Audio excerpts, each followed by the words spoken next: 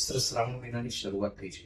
ભેળસેળિયા સામે કેવા પ્રકારની કાર્યવાહી આરોગ્ય વિભાગ કરી રહ્યું છે? શ્રાવણ મહિનામાં જે ભક્તો પૂજા અર્ચના ઉપવાસ, લગભગ કોઈ પરિવાર એવું બાકી નહીં હોય કે જે પૂજા અર્ચનામાં જોડાયેલા ન હોય, એમને શ્રદ્ધાયુક્ત પૂજા ન કરતા હોય, બધા જ પરિવારો બધા જ આમાં આવી જાય છે.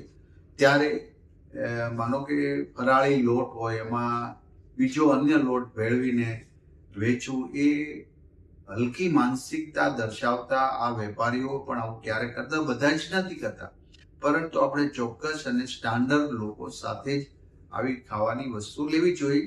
બીજી વાત, પૂજાના જેટલા ઘી આવે છે એના ઉપર લેબલ માર્યું છે પૂજા માટેનું ઘી, આ ઘી નથી.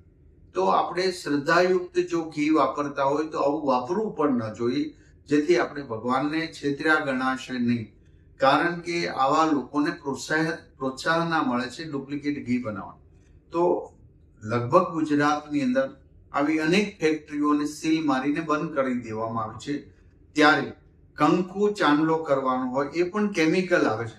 તો આપણે શુદ્ધ કંકુ મંદિરો જ્યાં મળે છે ત્યાંથીનો જ એનો ઉપયોગ કરવો જોઈએ, જેથી કરીને કેમિકલ કંકુનો ઉપયોગ ન થાય. આ રીતે દરેક પ્રકારે લોકોએ પણ જાગૃતતા કરવી જોશે.